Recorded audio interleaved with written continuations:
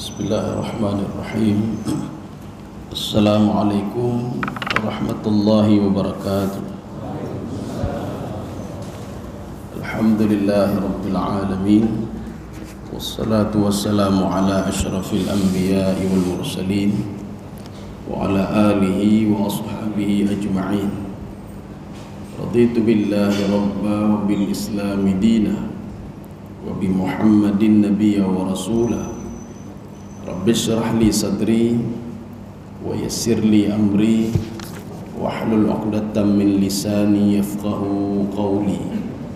Allahumma ja'al jam'ana hadha jam'an marhuma wa tafarruqana min ba'dihi tafarruqan ma'suma.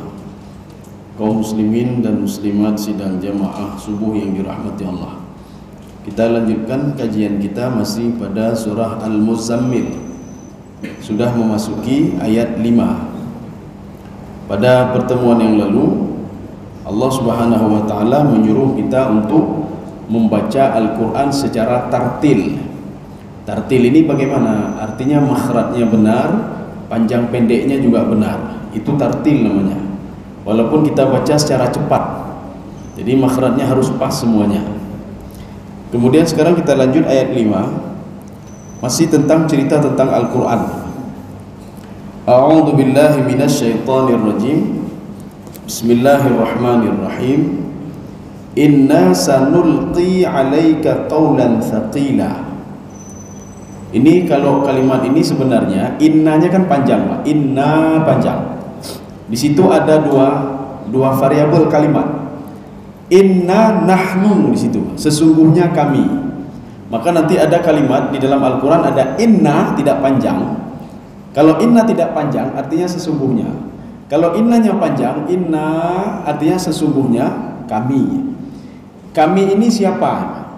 Apakah kami itu sama seperti bahasa Indonesia? Lebih daripada dua. Di dalam bahasa Arab, penggunaan kalimat kami itu, kalau dalam tafsir Al-Baydawi, itu beliau mengatakan li ta'zim. Dalam tafsir At-Tabari juga li ta'zim. Dalam tafsir Ibnu Abbas juga li ta'zim. Ta'zim itu untuk memuliakan. Allah memuliakan dirinya sendiri sehingga mengatakan kami. Bukan berarti kami itu berasal dari unsur Allah, malaikat dan tidak.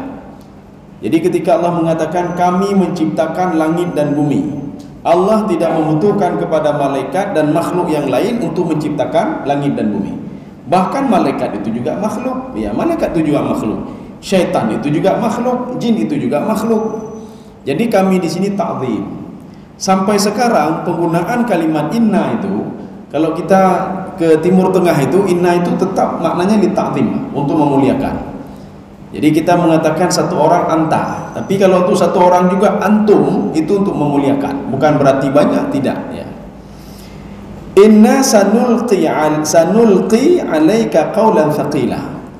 Kami akan membacakan kepadamu ya Muhammad, kami akan menurunkan kepadamu ya Muhammad qaulan tsaqila.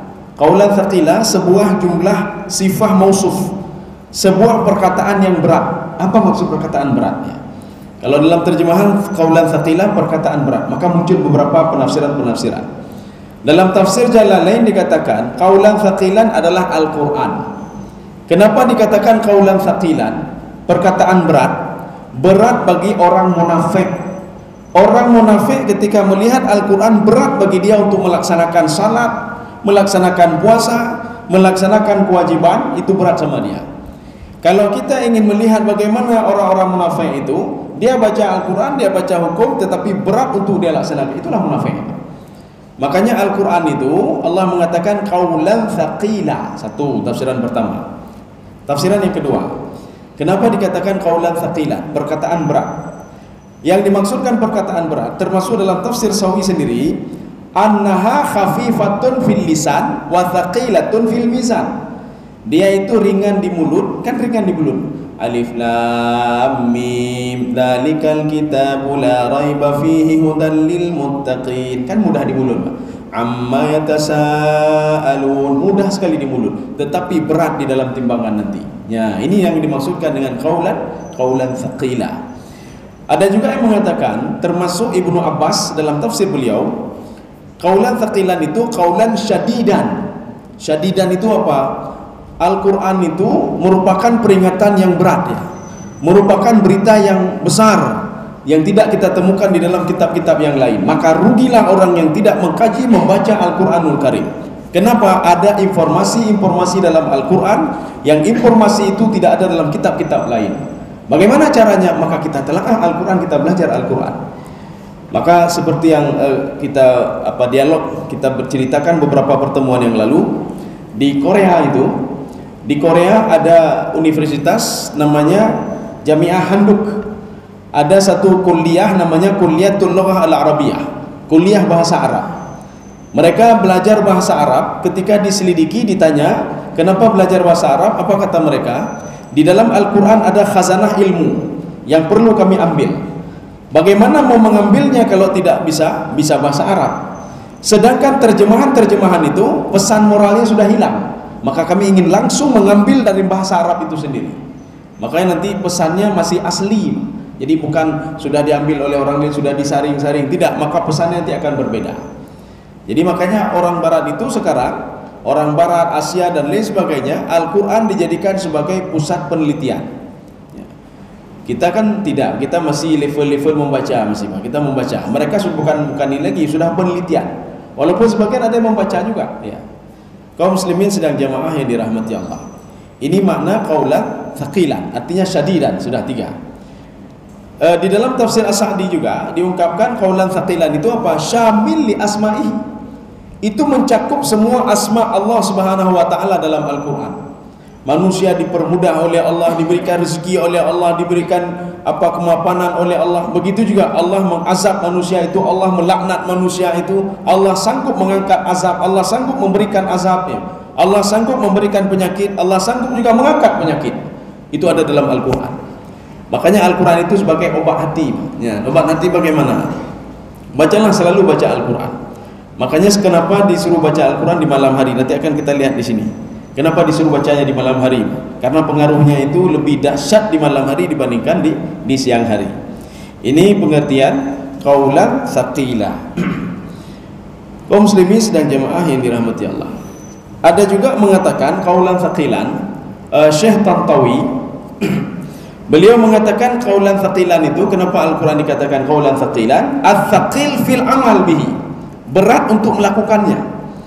Kita ketika membaca Al-Quran kita lihat, waduh ini disuruh bayar zakat, disuruh puasa, berat untuk puasa, berat untuk melakukan ini, berat melakukan ini. Padahal semua yang kita lakukan itu kembalinya untuk kita sendiri. Kita berat salat, kalau kita salat itu untuk kita, bukan untuk orang lain. Kita berinfak bersedekah, itu infak bersedekah untuk kita sendiri. Maka Allah katakan, wa may yabkhal fa innama yabkhalu li nafsihi. Kalau ada orang bakhil, orang kikir, dia sudah kikir untuk diri dia sendiri. Kalau ada orang yang berinfak bersedekah, dia menjadi orang dermawan, dia sudah dermawan untuk diri dia sendiri. Makanya ketika Rasulullah mengatakan, wahai sahabatku, ketika kamu duduk berzikir astagfirullah, astagfirullah, kamu sudah berinfak untuk dirimu sendiri, bukan untuk orang lain, untuk diri sendiri. Kita sudah berinfak untuk diri kita sendiri. Cuma kita tidak sadar. Kenapa tidak sadar? Karena sudah lalai dengan dunia. Kita yang kita pikirkan masa depan yang tidak jelas. Ini mikir ini, mikir itu. Kita tidak pernah mikir diri kita sendiri. Kita tidak pernah mikir, itu kan salat untuk diri kita sendiri. Puasa untuk diri kita sendiri. Sedangkan yang kita cari selama ini di dunia kan untuk orang lain semuanya. Kita cari ini, cari itu. Setelah kita kumpulkan, kita meninggal dunia, itu diambil oleh ahli waris semuanya. Kan untuk orang lain. Kalau kita salat untuk diri kita sendiri. Kita berinfak untuk diri kita sendiri. Kita berbuat baik untuk diri kita sendiri. Semua untuk kita sendiri. Tapi kalau kita cari dunia, itu untuk orang lain. Kecuali seperti yang dikatakan oleh Imam Ibnu Katsir dalam tafsir beliau, jadikanlah fasilitas dunia untuk menuju akhirat. Kita sudah dapat dunia ini kita jadikan fasilitas untuk menuju akhirat. Bagaimana caranya? Kita ambil sebagian harta, kita bantu anak yatim. Itu menggunakan dunia untuk menuju fasilitas dunia menuju akhirat. Kita diberikan sesuatu oleh Allah, gunakan sesuatu itu untuk menuju akhirat. Kaum muslimin sedang jamaah dirahmati Allah. Ini yang dimaksudkan dengan qaulan tsaqila. Kita lanjut lagi. Inna nasyi'atal laili hiya asyaddu wat'a. Ya. Bangun tengah malam dan membaca Al-Quran di tengah malam. Kita tengah malam baru bangun tidur.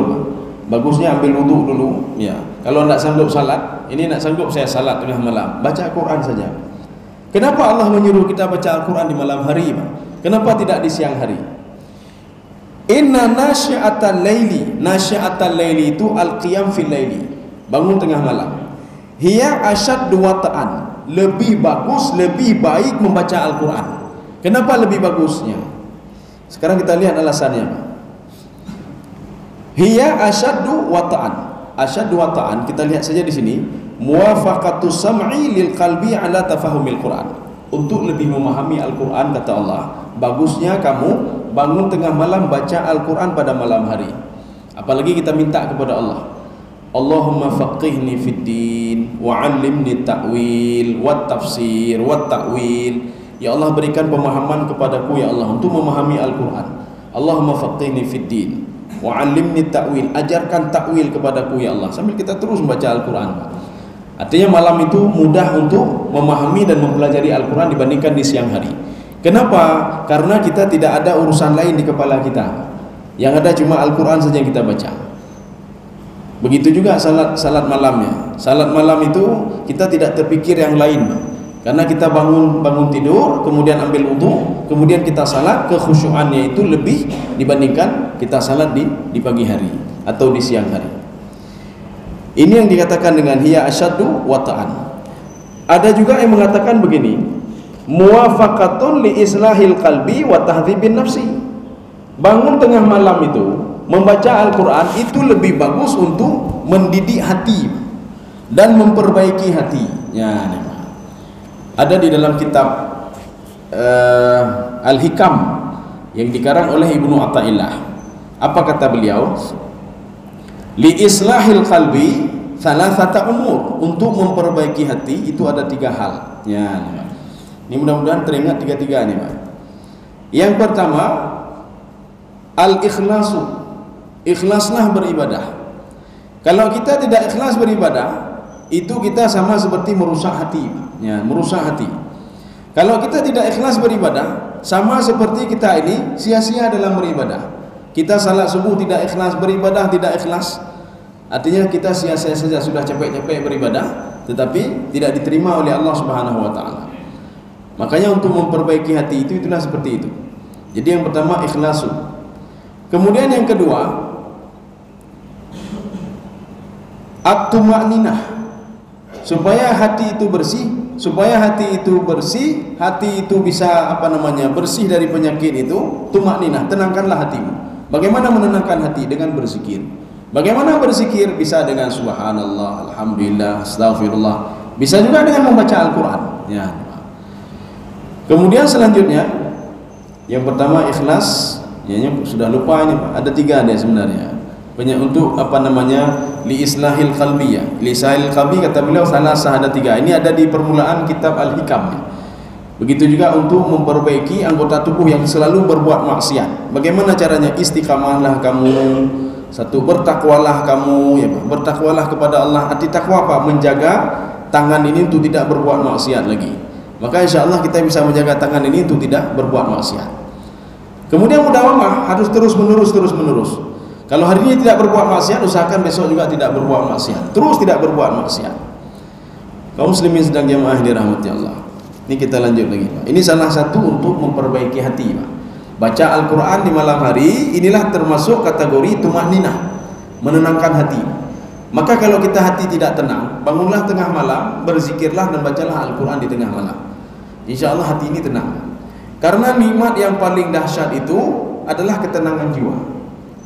Makanya Allah mengatakan kepada Nabi Muhammad SAW, alam nasyrah laka sadrak wa wada'na 'anka wizrak alladhi anqadha dhahrak wa rafa'na laka dzikrak. Dari sekian banyak nikmat itu ya Muhammad, yang pertama itu itulah lebih dahsyat. Alam nasyrah laka sadrak, hatimu saya lapangkan. Maka orang yang lapang hatinya diberikan kelapangan oleh Allah. Bagaimana lapang hati?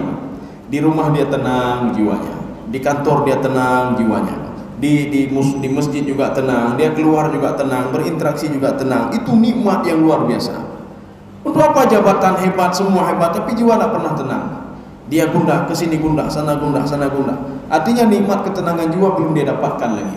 Maka untuk mendapatkan itu, kata Allah, supaya kamu dapat, bangunlah tengah malam, bacalah Al-Quran, hiya asyaddu waqta'an. Untuk ketenangan, lebih memahami Al-Quran dan jiwamu makin tenang, bacalah Al-Quran di malam hari. Ya. Kita lanjut lagi. Kenapa mesti di malam hari? Kenapa tidak di siang hari? Karena siang hari itu kata Allah, innalaka fin nahari sabhan tawila. Kamu kalau di siang hari, sabhan tawila. Ini sebuah jumlah sifah mausuf. Arti sabhan tawila al-istighal. Kamu sibuk dengan aktivitas ini, aktivitas itu, sehingga tidak sempat kamu berzikir kepadaku, kata Allah.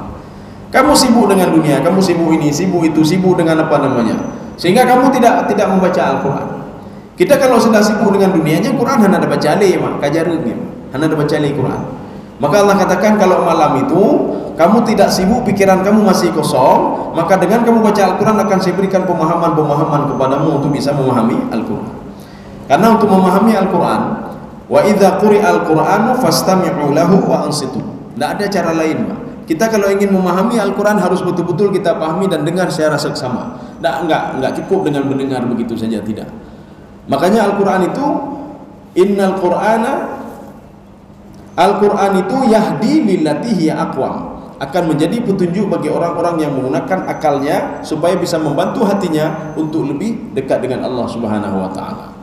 Kaum muslimin sedang jamaah yang dirahmati Allah. Ini makna sabhan tawila. Kita lanjut lagi. Wa tabattal ilaihi tabtila. Saya mau kalau ada yang terjemahan coba bisa dibaca sebentar. Ada yang buat terjemahan? Sesungguhnya kamu pada siang hari mempunyai urusan yang panjang. Ya, lanjut satu lagi. Wa tabattal ilaihi tabtila. Sebutlah nama Tuhanmu dan beribadahlah kepadanya dengan penuh ketekunan. Ya, ini apa maksudnya? Wa tabattal ilaihi tabtila. Tabattal ini makna inqati. Kalau kamu sedang membaca Al-Quran, kalau kamu sedang beribadah, Allah maunya putuskan hubungan dengan yang lain. Ya, nah. Kita tadi salat subuh berjamaah. Putuskan hubunganmu dengan dunia dulu, kata Allah Subhanahu wa taala. Kalau kamu ingin berkomunikasi denganku. Ini kan komunikasi kita dengan Allah. Kita kan berinteraksi dengan Allah. Kita ingin salat subuh, kan tak lama salat subuh tadi Pak, 5 menit. Allah ingin putuskan hubungan dunia kamu sebentar. Kenapa kita sanggup memutuskan hubungan akhirat ketika kita berurusan dengan dunia? Ketika kita ada urusan kantor, Pak. Ya, ini urusan kantor. Kata kepala kita, ini kata kepala kantor, Pak, ini harus selesai besok. Akhirnya kita lembur. Kita bisa kita kunci pintu selama 12 jam, tidak ada urusan lain kecuali urusan kantor. Kenapa kita bisa? 12 jam kenapa kita bisa fokus pada urusan kantor? Ketika anak kita nelpon, kita mengatakan, nak jangan ganggu ayah dulu, ayah sedang ada urusan kantor. Kenapa untuk urusan kita berinteraksi dengan Allah cuma 5 menit saja Allah minta watabattal, kata Allah. Tabattal artinya inqati. Ini satu, makna pertama, putuskan hubungan dengan ini. Yang kedua, tabattal itu artinya ikhlaslah karena Allah Subhanahu wa taala. Itulah makna ikhlas, Pak. Artinya kita beribadah, kita lupakan yang lain, kita berinteraksi dengan Allah Subhanahu wa taala, maka ini namanya watabattal ilaihi tabtila.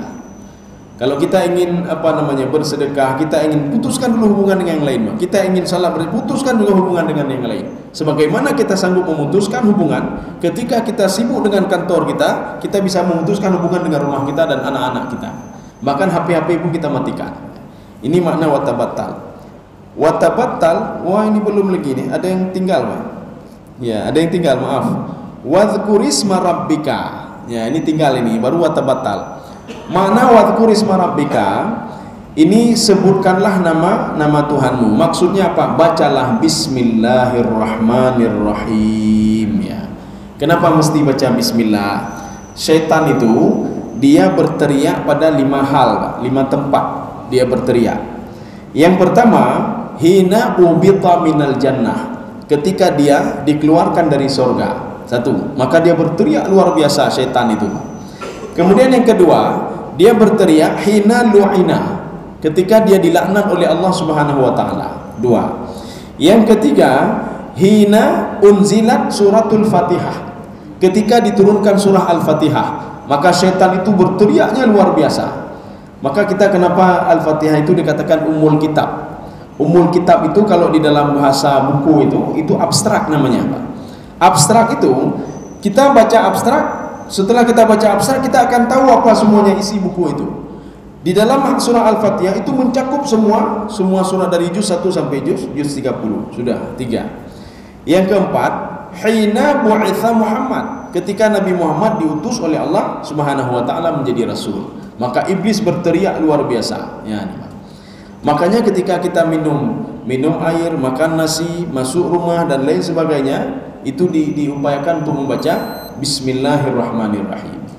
Makanya Rasulullah sallallahu alaihi wasallam ketika mau masuk waktu maghrib, Rasulullah menyuruh kepada sahabat-sahabatnya, wahai sahabatku, panggillah anakmu semua masuk ke dalam rumah. Ya, orang-orang dulu kan begitu. Ketika mau maghrib anaknya suruh masuk ke rumah semuanya. Kita sekarang enggak, waktu maghrib anak-anak kita sudah pergi, entah kemana dia pergi. Di waktu maghrib masuk ke rumah semua, masuk ke rumah kata Rasulullah. Kuncilah pintu rumahmu dengan mengucapkan Bismillahirrahmanirrahim. Tutuplah bejana-bejanamu itu dengan Bismillahirrahmanirrahim. Tutuplah makanan-makananmu dengan Bismillahirrahmanirrahim. Sahabat bertanya, ada apa ya Rasulullah? Syaitan sedang bergerilya waktu itu kata Rasulullah. Maka setelah habis asar mau mendekati maghrib, syaitan itu bergerilya. Dia masuk kemana saja, ke ruang mana saja. Maka ketika kita menutup pintu dengan mengucapkan Bismillahirrahmanirrahim, dia takut sekali dengan bacaan itu dan dia tidak bisa masuk. Kita tutupi bejana air kita dengan Bismillahirrahmanirrahim, dia tidak bisa masuk, Maka syaitan takut sekali dengan bacaan Bismillah. Makanya nanti kita di dalam ayat lain begini, wa idza qara'tal Qur'an fasta'idz billah. Bacalah dulu a'udzu billahi minasyaitonir rajim, baru Bismillahirrahmanirrahim. Karena itu salah satu yang ditakuti oleh syaitan. Minum begitu juga. Jadi kalau kita makan dan minum, bacalah Bismillahirrahmanirrahim. Jadi dengan menyebutkan nama Allah. Artinya kalau ada sesuatu pun yang bisa memudaratkan kita cuma Allah. Kalau ada sesuatu pun yang bisa memberikan manfaat juga Allah Subhanahu wa taala. Jadi bacalah Bismillahirrahmanirrahim. Di dalam kitab Ihya Ulumuddin ada dua syaitan yang ketemu. Ya, dua syaitan ketemu. Satu syaitan gemuk dia, sehat dia. Satu syaitan kurus dia. Syaitan yang kurus nanya sama syaitan gemuk, kamu kok gemuk sekali kamu? Ya. Yang syaitan gemuk tanya balik, kamu kok kurus sekali? Ya. Kamu kok kurus sekali? Kamu kan setiap hari menggoda manusia, kamu kok bisa kurus sekali? Ya.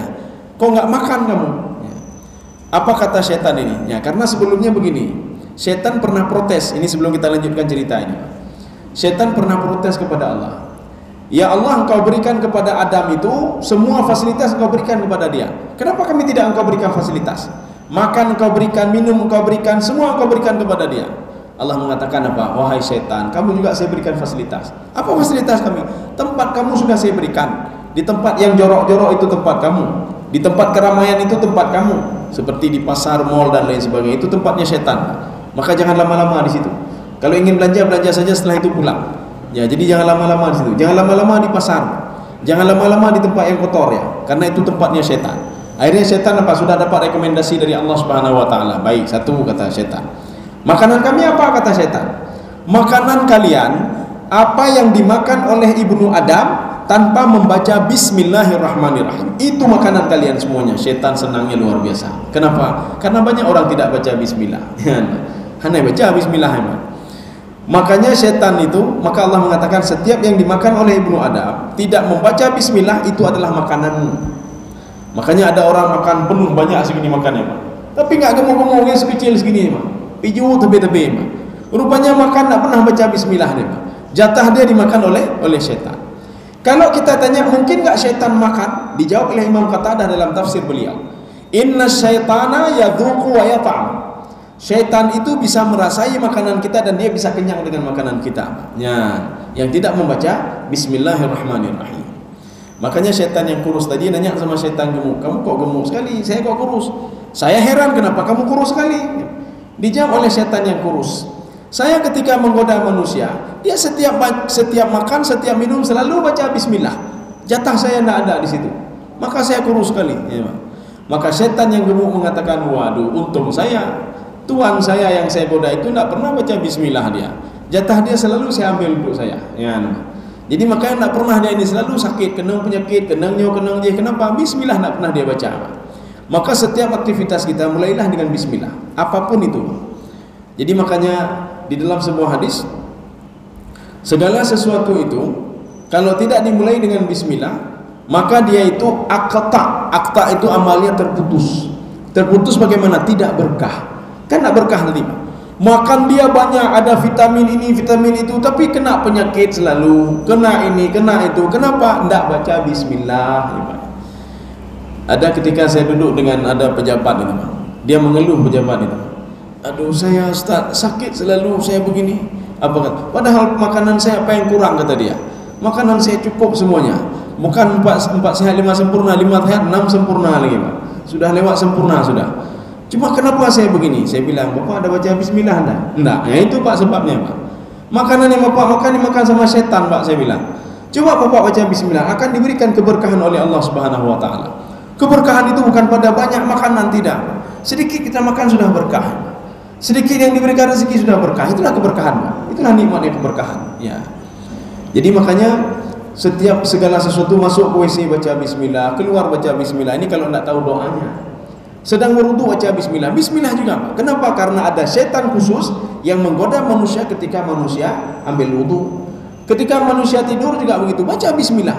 Walaupun ada doanya, suruh baca ayat kursi, bismikallahumma wa bismika amut. Hanya tepu doa. Saya nak tahu doanya. Bagaimana doa tidur? Baca bismillah. Saya nak tahu bagaimana doa masuk ke masjid. Bismillah saja.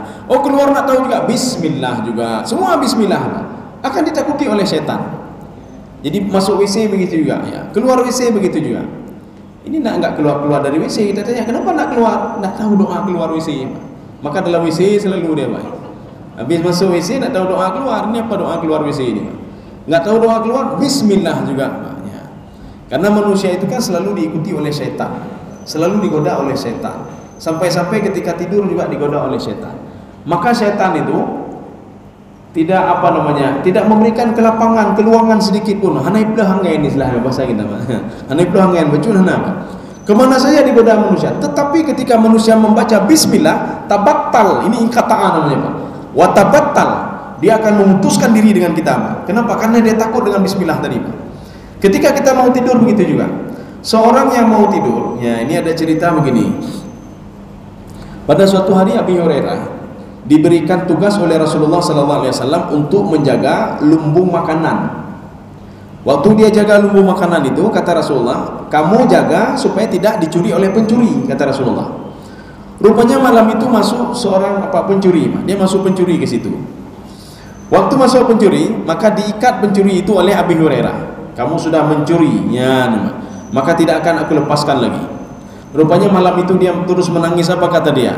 Kamu tak sayang sama anak saya mencuri karena saya lapar, kata dia. Akhirnya dilepas. Hari selanjutnya dia balik lagi, ya, dia balik lagi. Kemudian setelah itu diikat lagi oleh Abi Hurairah.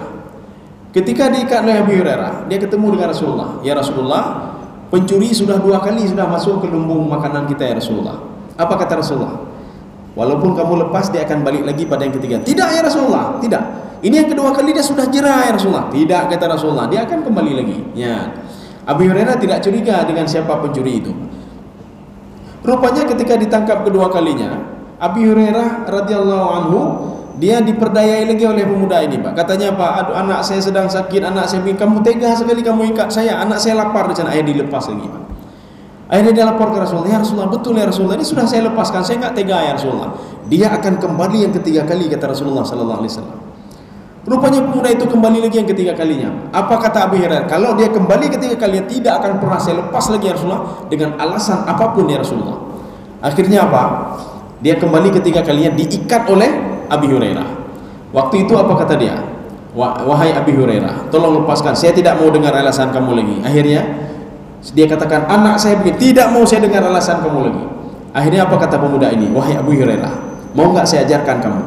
Saya ajarkan kamu satu ayat saja yang membuat syaitan dan iblis itu takut sekali kepada ayat itu. Akhirnya Abu Hurairah merasa begini, apa itu? Abu Hurairah adalah salah seorang sahabat yang dia tidak bisa melihat ada keutamaan ibadah, keutamaan sebuah ayat ibadah dan lain sebagainya. Dia tanya, apa itu? Tetapi dengan syarat, kamu lepaskan saya setelah saya ajarkan kamu.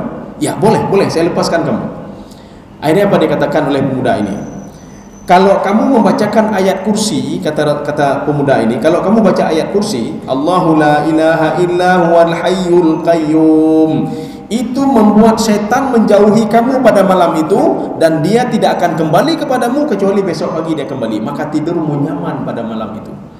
Akhirnya apa? Dilepaskan pemuda ini dan dia melapor ke Rasulullah. Ya Rasulullah, hari ketiga rupanya datang lagi pemuda itu ya Rasulullah. Ya kan kata Rasulullah. Cuma Rasulullah dia memberitahukan saya sebuah amal ibadah. Betul kata Rasulullah. Yang dia katakan itu betul. Yang dikatakan itu betul kata Rasul. Kamu tahu nggak siapa dia? Dia adalah syaitan kata Rasulullah. Dia syaitan. Ya namanya. Syaitan yang menjelma menjadi manusia. Makanya seorang itu kalau mau tidur, bacalah Bismillahirrahmanirrahim. Bacalah ayat kursi yang membuat syaitan itu dia menjauh dari kita, dan dia akan kembali keesokan harinya baru dia kembali, Pak. Kaum muslimin sedangnya, karena ini sudah ucapan syaitan ini dibenarkan oleh Rasulullah. Betul yang dia ucapkan. Tetapi dia itu pribadi yang sering membohongi orang lain. Tapi ucapan dia betul, Pak. Yang tadi betul, Pak. Yang diucapkan tadi betul kata Rasulullah, walaupun dia syaitan. Yang dia mengucapkan syaitan takut sekali kepada ayat kursi itu betul. Ya. Jadi makanya ketika kita tidur juga baca Bismillahirrahmanirrahim. Inilah namanya wadhkurisma rabbika. Bacalah Bismillah.